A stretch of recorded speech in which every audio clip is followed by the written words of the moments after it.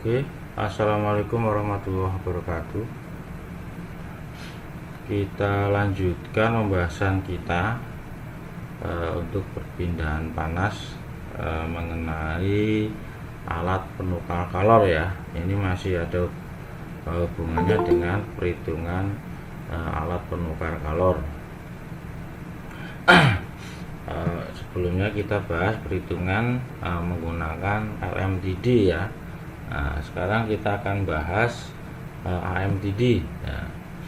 Perbedaan antara LMTD dan AMTD. Kalau LMTD itu log mean temperature difference atau logarithmic, perbedaan temperatur rata-rata ya. Sedangkan kalau AMTD itu arithmetic mean temperature difference ya. Arithmetic perbedaan temperatur rata-rata ya. Kapan kita menggunakan LMTD dan kapan kita menggunakan AMTD akan kita bahas pada pertemuan kali ini ya.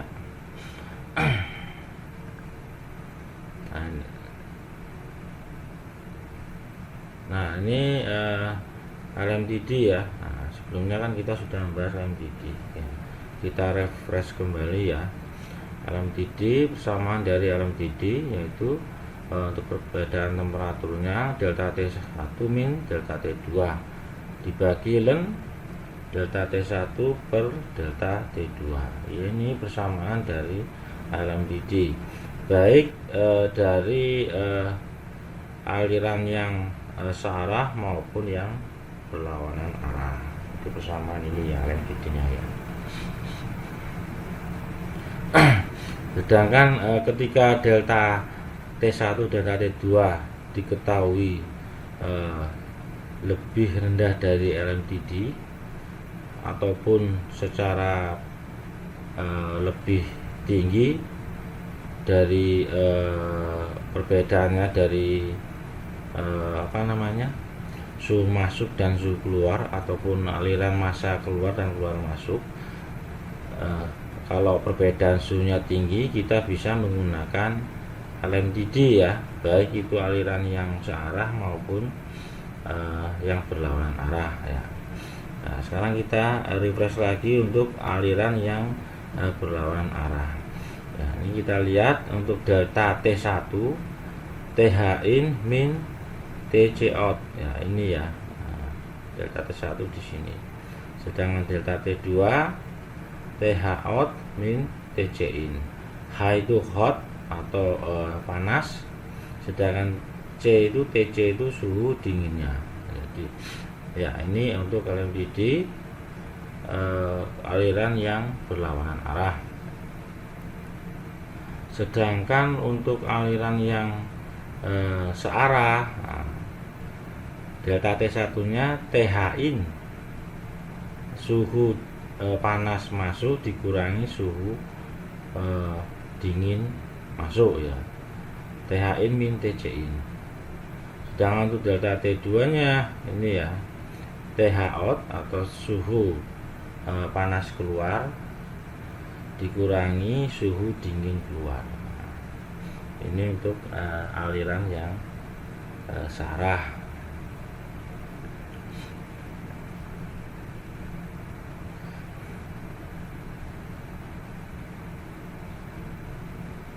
Nah ini persamaan teori-teori tentang kapan kita menggunakan LMTD maupun AMTD ya. Nah, ketika perbedaan panas antara suhu dingin dan suhu panasnya besar, maka kita bisa menggunakan LMTD ya. Sedangkan kalau perbedaan suhu panas dan suhu dinginnya tidak terlalu signifikan atau terlalu kecil, kita bisa menggunakan AMTD dengan metode effectiveness number of transfer unit atau epsilon MTU ya.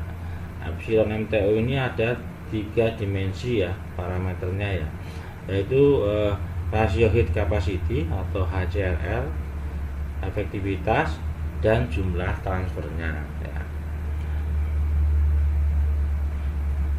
Nah ini ya, perbedaan antara LMDD dan AMDD atau epsilon NTU ya.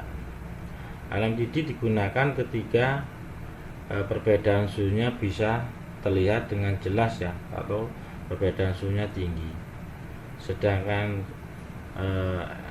AMDD digunakan ketika LMDD tidak bisa didefinisikan atau perbedaan suhunya terlalu kecil. Terus yang LMDD operasional data taken from PFD. Data diambil dari proses flow diagram atau PFD. Sedangkan AMDD atau epsilon NTU datanya diambil dari geometrik ya, dari alat penukar kalor ya, geometriknya.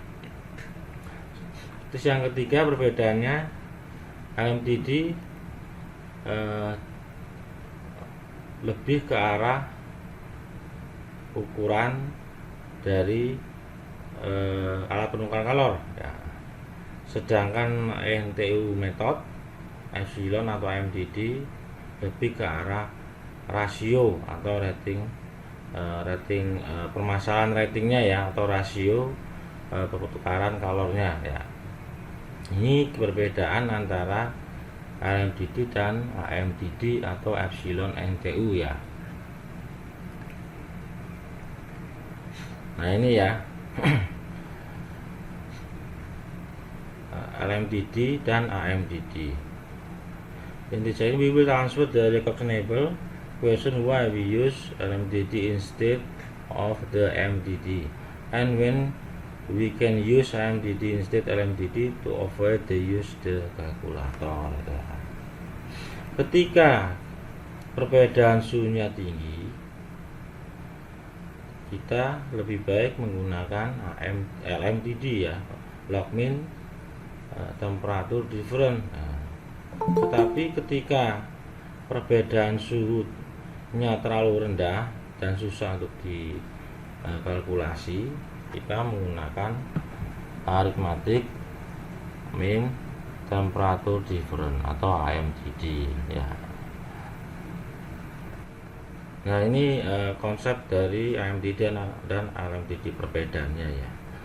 Kalau AMDD T1 plus T2 dikurangi T3 plus T4 dibagi 2, atau T inlet ditambah T outlet dibagi 2. Ini AMDD ya.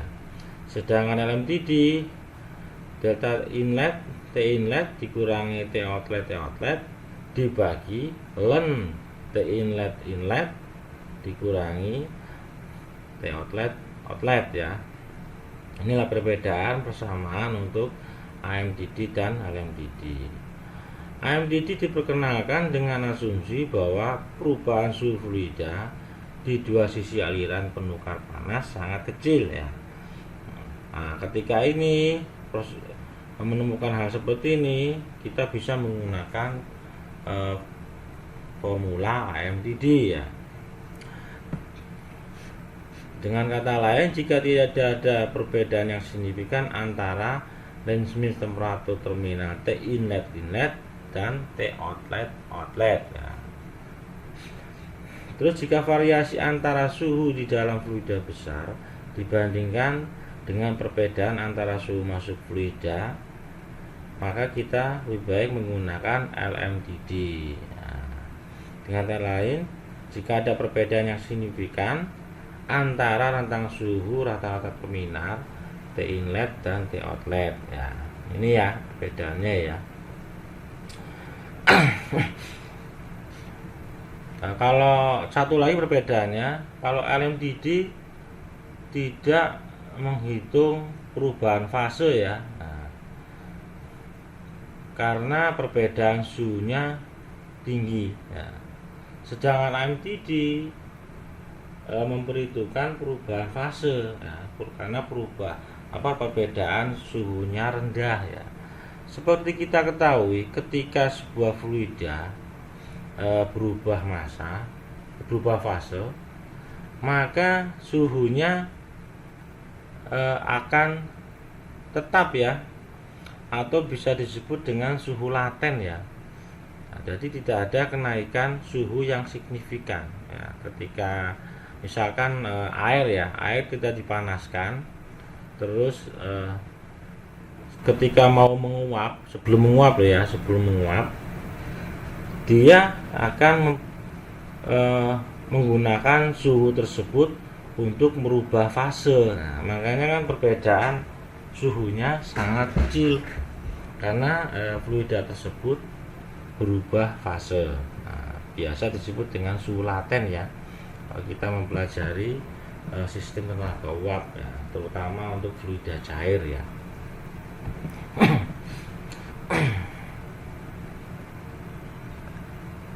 Nah, ini tabel dan grafik yang menunjukkan variasi LMDD dan AMDD untuk rentang suhu terminal rata-rata. Misalkan di sini ada delta T1, delta T2, terus LMDD dan AMDD. Misalkan delta T1-nya 100, delta T2-nya 90, maka perhitungan LMDD-nya itu sekitar 94,9. Sedangkan AMDD-nya, kalau kita memakai persamaan AMDD, maka suhunya 95 ya. Jadi lebih teliti AMDD karena perbedaan suhunya kecil ya. Terus kita ambil yang tengah. Nah, delta T1 100, delta T2 70. Nah, ini LMDD-nya 84,1, sedangkan AMDD-nya 85. Nah, ini yang tengah-tengah ya. Terus kita lihat perbedaan suhu yang tinggi, yang terakhir ini misalnya ya. Delta T1-nya 100, delta T2-nya 45. Di sini yang tinggi sekali ya. Jadi LMDD-nya hanya 68,9, sedangkan AMDD-nya 72,5.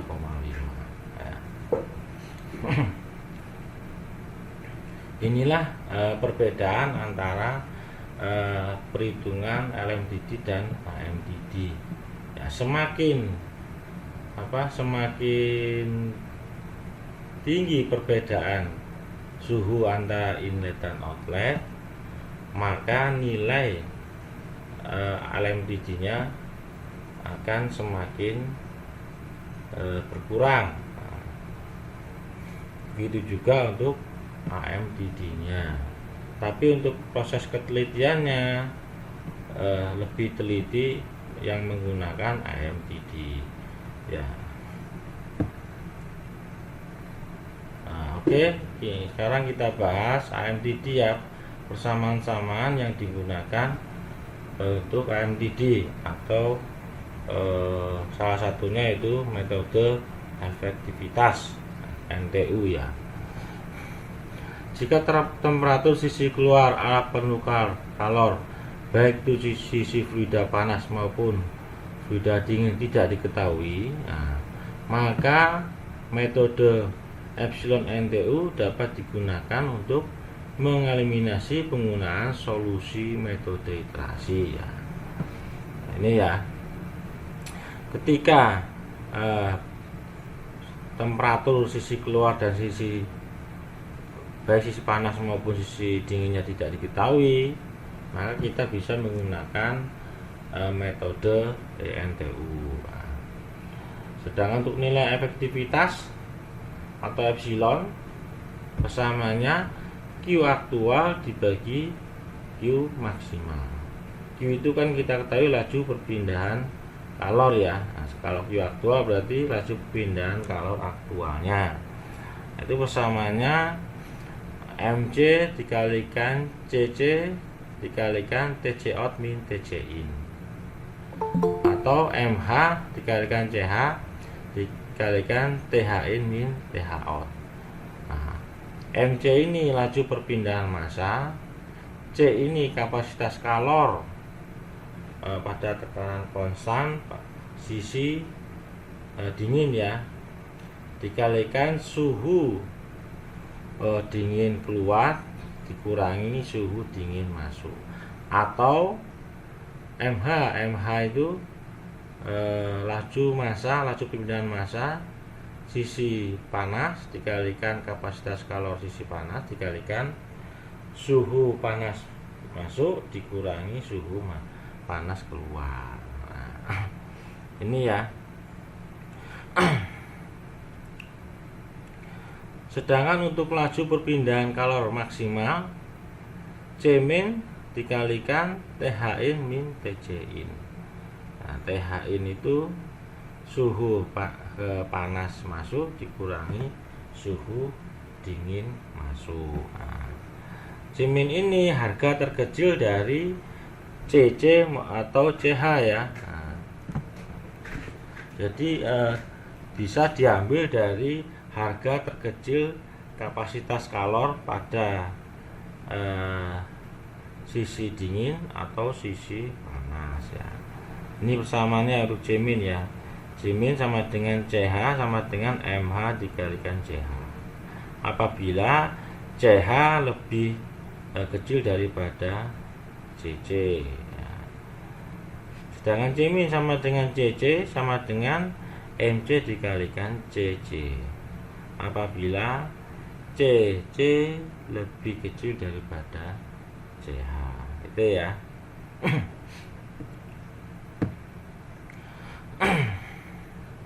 Nah, ini persamaan bisa dituliskan sebagai berikut ya. Epsilon sama dengan CC TC out min TC in dibagi C min TH in min TC in. Ini kalau CC nya kecil, lebih kecil dari CH. Kalau CH nya lebih besar dari CC, kalau CH nya lebih kecil dari CC, maka digunakan persamaan ini ya. CH dikalikan TH in min TH out dibagi C min kali TH in min TC in gitu ya. Keefektifan alat penukar kalor dapat juga dibuat dengan fungsi rasio kapasitas kalor atau NTU. Nah, NTU itu ini ya, epsilon sama dengan fungsi NTU C atau fungsi NTU C min min C max ya. Sedangkan jumlah satuan perpindahan panas atau NTU itu sendiri yaitu U dikalikan A dibagi C min atau U dikalikan A dikali M dikalikan C untuk min. Min itu yang paling kecil itu C antara CC dan CH, atau U kalikan A dibagi C min. Ini nilai NTU atau jumlah satuan perpindahan panasnya. Nah, untuk mengetahui ini, setelah kita ketahui, kita bisa menggunakan grafik ini ya. Nah, kita cari dulu nilai dari NTU dan C min-nya ya, untuk mencari efektivitas epsilonnya ya.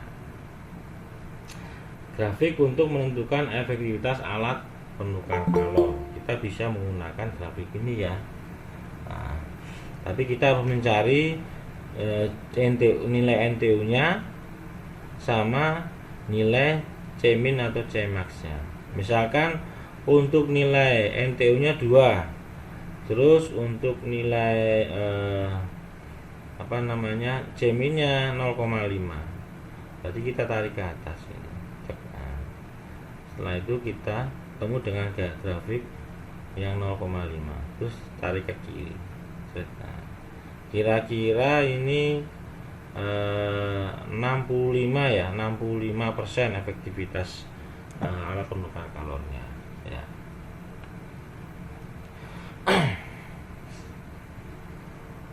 Terus ini tabel persamaan untuk NTU ya.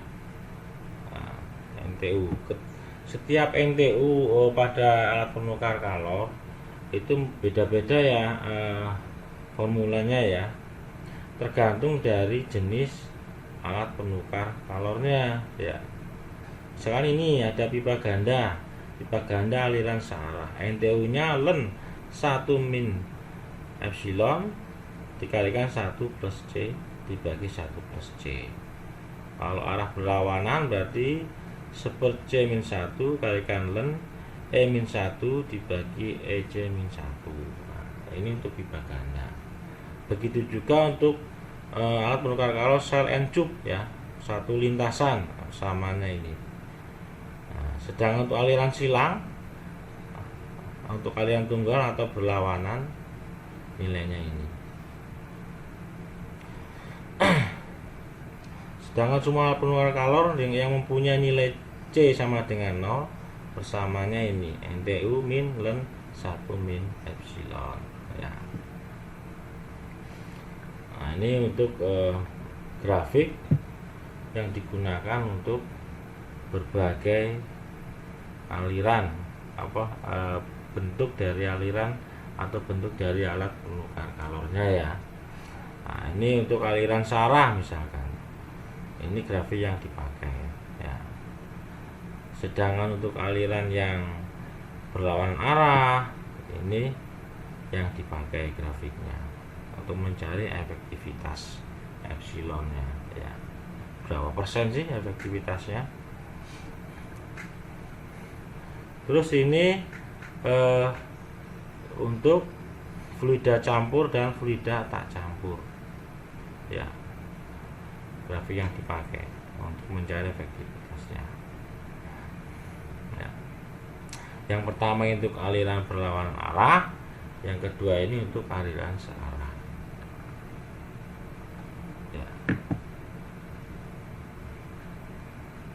Nah, ini contoh soal ya.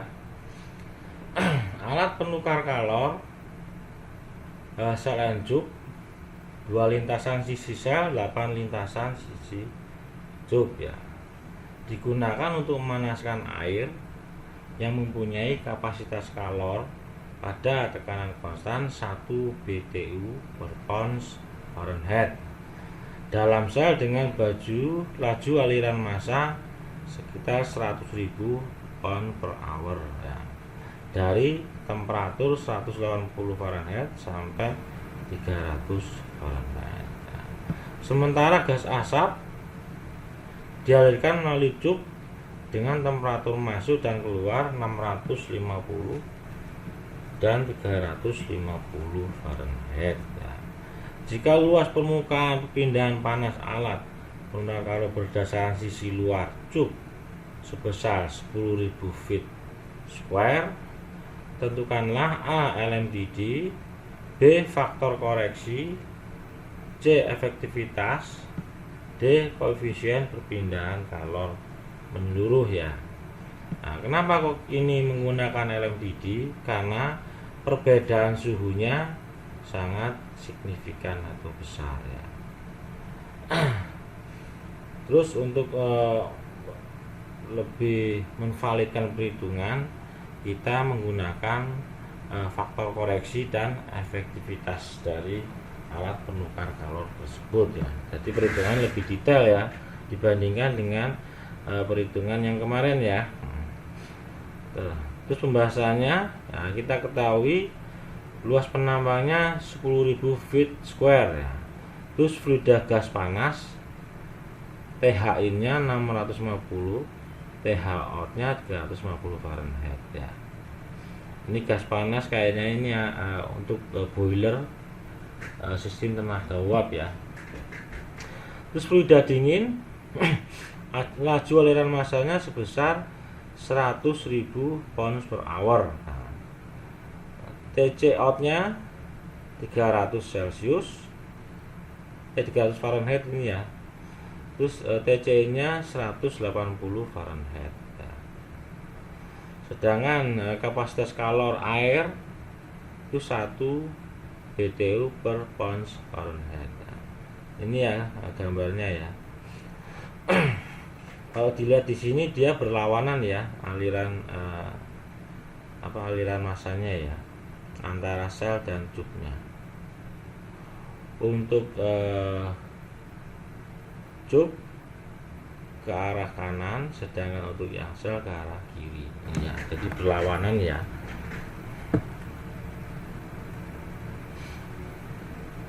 Nah ini, yang tanyakan pertama LMTD, terus faktor koreksi LMTD, terus efektivitas alat penukar kalor, terus yang terakhir koefisien perpindahan kalor menyeluruh ya. Ini kan berlawanan arah, berarti delta T1 nya antara TH in dan TH out, TH in dan TC out ini ya untuk delta T1 nya ya. Sedangkan delta T2 nya TH out dan TC in ya. Kita masukkan rumus-rumus susunya ke dalam persamaan ini ya. Ini sama TH in TC out delta T1, TH out TC in delta T2. Ini delta T1, ini delta T2 ya. Terus kita masukkan ke persamaan LMTD. Delta T1 min delta T2 dibagi ln delta T1 per delta T2. Nah, kita hitung, maka didapatkan untuk LMTD-nya log min temperatur difference-nya sebesar 249,26 Fahrenheit ya. Terus kita cari faktor koreksi. Nah, nilai koreksi LMTD dapat ditentukan dengan menggunakan grafik alat penukar kalor sel N-cube ya. Kita cari nilai R-nya ya. T besar 1 min T2, T besar 2 dibagi T kecil 2 min T1 kecil ya. Sehingga untuk nilai R-nya 2,5. Nah, sedangkan nilai P-nya sebesar 0,26. Kita lihat di grafik ya untuk faktor koreksi, sehingga nilai faktor koreksinya sebesar 0,98. Nah, ini dilihat di grafik ya, grafik faktor koreksi yang kemarin ya. Terus yang ketiga, efektivitas alat penukar kalor, yaitu Q aktual dibagi Q maksimum. Nah, Q aktual kita ketahui M dikalikan C dikalikan perbedaan suhunya T in min T out. Nah, ini untuk gas asap. Nah, Q aktual itu sama dengan Q asap sama dengan Q air. Kita mau pakai yang mana ya? Misalkan kalau ada yang lengkap datanya itu Q asap, kita pakai persamaan Q asap ya. Ini ya, berarti kan 100.000 untuk aliran masanya dikalikan perbedaan masanya dikalikan nilai kapasitas kalornya, sehingga didapatkan untuk Q aktualnya sebesar 12 kali 10⁻⁶ BTU per hour ya. Ini laju perpindahan panas aktualnya ya. Sedangkan untuk nilai Q maksimum persamaannya C min TH in min TC in ya. C min adalah harga terkecil dari CC sama CH. Nah, kita cari yang paling kecil ya. Nah, sedangkan CC sama dengan MC dikalikan CC ya. Atau MC nya kan kita ketahui 100.000 aliran masanya ya, laju aliran masanya 100.000 pounds per hour dikalikan kapasitas kalornya 1 BTU per pounds ya. Sehingga didapatkan kita cari yang nilai spesifik yang lebih kecil ya. Nah, antara C min dan CC sama CH ya. Untuk CC itu ketemu sebesar 100.000 ya. Ini ya 100.000 BTU per hour Fahrenheit ya. Ini untuk CC. Sedangkan untuk CH MH dikalikan CH. Nah, nilai panas spesifik gas asap atau CH kita ambil dari tabel udara ya. Nah, tabel udara diasumsikan gas asap dengan sama dengan sifatnya seperti udara. Jadi kita bisa ngambil di tabel udara ya. Maka didapatkan untuk TB sama dengan TH in min TH out dibagi 2. Jadi kita cari suhu filmnya ya seperti dulu ya. Maka didapatkan 500 Fahrenheit ya. Nah, terus kita cari di CH-nya, sehingga CH-nya didapatkan sebesar 0,2472 BTU per pounds Fahrenheit. Nah, nilai CH ini dicari dari tabel udara dengan mencari suhu filmnya dulu ya. Suhu filmnya yang asap ini berapa? Nah, setelah diketahui 500 Fahrenheit, nanti Anda bisa mencari nilai kapasitas kalor dari asap itu sendiri ya. Nah, terus setelah itu kita cari laju aliran massa. Nah, laju aliran massa seperti kita ketahui, untuk mencari Q maksimumnya ya, kita harus cari laju aliran massa dari nilai asap tadi ya. Nah, laju aliran massa didapatkan dari persamaan Q aktual dibagi C dibagi perbedaan suhu asap itu sendiri ya, atau gas tadi ya.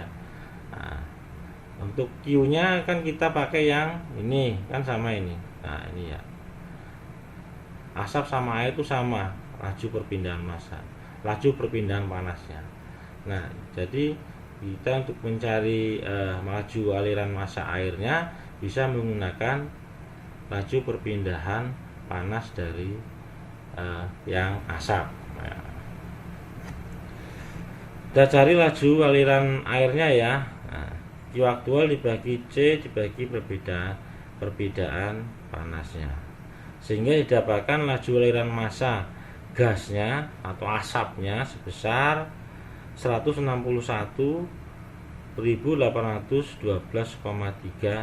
pounds per hour. Nah, setelah diketahui laju aliran massa airnya, maka kita bisa mencari nilai CH-nya ya. CH sama dengan MH dikalikan CH kecil, sehingga didapatkan nilai CH-nya sebesar 40.000 BTU per hour Fahrenheit.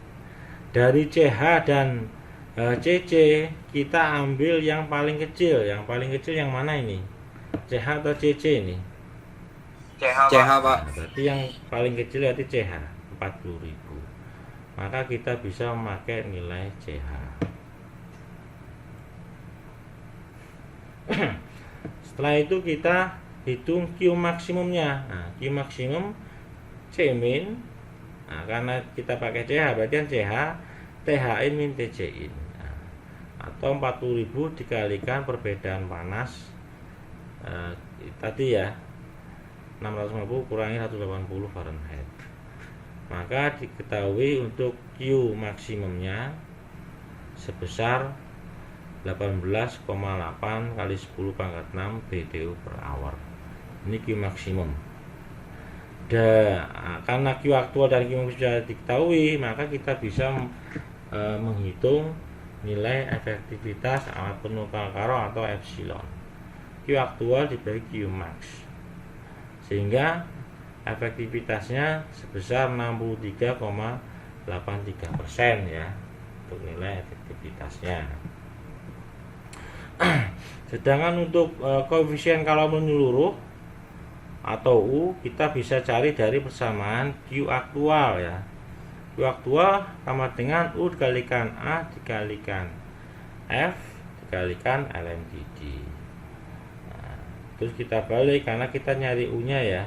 Nah, U sama dengan Q aktual dibagi luas permukaan dibagi faktor koreksi dibagi LMDD. Maka diketahui untuk koefisien kalor menyeluruhnya sebesar 4,91250 BTU per hour feet square Fahrenheit. Nah, ini ya. Ini contoh yang kedua, alat penukar kalor sel and tube. 1, 2, 1 aliran pada sel, 2 aliran pada tube dengan jumlah tube 50 buah, di mana air panas mengalir dalam tube dan sel. Tube pada air panasnya mengalir pada laju sebesar 10 kg per second, digunakan untuk pemanasan udara yang mengalir pada sisi sel ya.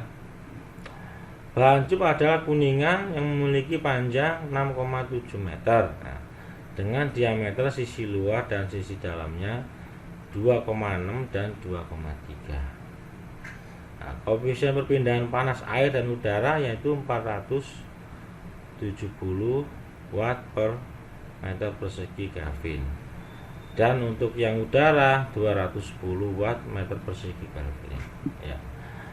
Jika temperatur udara masuk sebesar 15 Celcius dengan laju aliran 1,6 kg per second pada sisi masuk, sedangkan temperatur air masuk pada sisi tube itu sebesar 75 Celcius ya. Hitunglah efektivitas alat penukar kalor, laju aliran perpindahan panas pada udara, dan temperatur keluar udara dan air ya. Itu ya. Kita breakdown dulu untuk parameternya. Ini alat penukar kalor sel and tube 1, 2 ya. Air panas mengalir pada tube dan udara dalam sel ya. Laju aliran massa air 10 kg per second. TH in air 75. Sedangkan koefisien perpindahan panasnya 470 watt per meter persegi Kelvin ya. Sedangkan untuk udara, laju aliran udaranya 1,6 kg per second. TCI nya atau suhunya 25 Celcius. Sedangkan koefisien perpindahan panas udara 210 watt per meter persegi ya. Nah, ini berarti kan konveksi ini ya. Sedangkan untuk data sifat fluida berdasarkan temperatur, CP air, nah gini kan bisa diambil di grafik udara ya, atau sifat fluidanya bisa diambil dari tabel air dan tabel udara. Nah, berdasarkan suhunya ya. Nah, ini untuk air 490 Joule kilogram Kelvin, sedangkan udara 1012 Joule kilogram Kelvin. Nah, ini ya.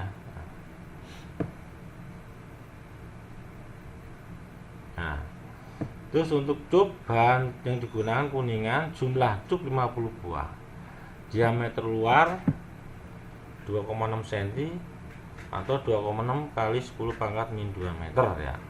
Diameter dalam 2,3 cm atau 2,3 10 pangkat min 2 meter. Sedangkan panjang tube 6,7 meter. Sedangkan untuk konduktivitas termalnya sebesar 111 watt per meter Kelvin ya. Yang ditanyakan efektivitas alat penukar kalor, laju aliran perpindahan panas pada udara, dan temperatur keluar udara dan air ya. Ya.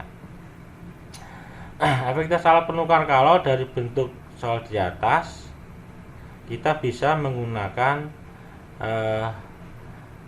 yang pertama menentukan perbandingan kapasitas panas minimum dan maksimumnya ya, atau Cmin dan Cmax nya seperti tadi ya, dari harga kapasitas panas air panas dan udara. Jadi kita cari Cmin dan Cmax nya. Nah, ini kita pakai yang paling kecil yang mana gitu ya. Nah, kita cari C air dulu. Nah, C air M dikalikan CP air ya, hingga didapatkan harganya sebesar 41.900 Joule per second Kelvin. Sedangkan C udara M dikalikan CP udara, nah, jika didapatkan C udaranya 16 berapa ini, 1619,2 Joule per second Kelvin ya. Karena ini berlawan arah, kita harus mencari perbandingannya ya antara kapasitas panas minimum dan kapasitas panas maksimumnya ya. Nah, kita perbandingan dulu C min dan C max-nya. C udara dibagi C air panas, sehingga didapatkan untuk perbandingannya sebesar 0,0386 ya, untuk perbandingan kapasitas panas air dan udaranya. Setelah itu kita cari nilai NTU. Nah, nilai NTU persamaannya ini ya, berdasarkan jenis dari alat penukar kalornya. Nah, persamaannya ini. Terus kita sebelum masukkan persamaan ini, kita cari dulu luas penampangnya, luas penampang dari penukar kalornya. Nah, kita cari luas penampangnya. Nah, kita masukkan yang sisi luar, sehingga didapatkan luas penampangnya 5,309 kali 10 pangkat minus 7 meter. Nah, setelah diketahui luas penampangnya, maka kita bisa menghitung nilai koefisien perpindahan kalau menyeluruhnya dulu ya. Nah, kalau kita udah mengetahui nilai U-nya, kita bisa mencari nilai NTU-nya. Nah, kita hitung nilai U-nya ya. Nilai U-nya kita masukkan semua, maka didapatkan untuk nilai U-nya atau koefisien perpindahan kalor menyeluruh pada sisi luar cupnya sebesar 139,613 watt per meter persegi Kelvin. Nah, setelah itu kita bisa mencari nilai dari NTU. Nah, sebelumnya kita hitung dulu luas penampangnya tadi ya. Nah, tadi udah dihitung luas penampangnya sebesar ini, 27,3633 meter persegi. Nah, terus kita bisa mencari nilai NTU. U dikalikan A dibagi C min. Nah, C min-nya pakai yang paling kecil ya. Nah, maka didapatkan nilai NTU-nya sebesar 2,359. Nah, 2,39 ini kita bisa gunakan untuk mencari nilai efektivitas panasnya dibandingkan dengan C min, nilai C min per C max nya. Karena kita kan ini pakai grafik perpindahan panasnya yang ini ya. Karena kan ini soalnya sel encup 1 aliran pada sel, 2 aliran pada cup. Jadi pakai grafik yang ini. Mana tadi?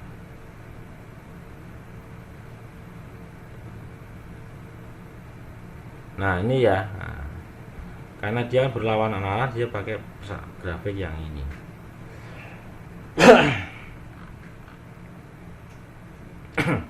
Nah, kan C min C max ya.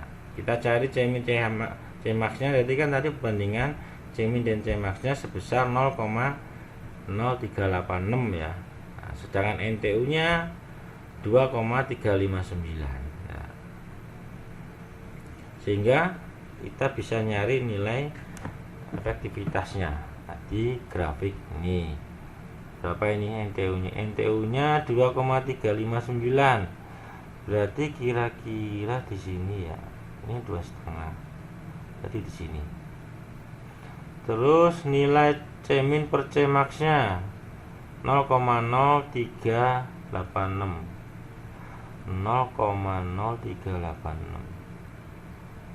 Berarti di sini ya, kita tarik ke atas ke sini, ketemu di sini, kira-kira di sini ya.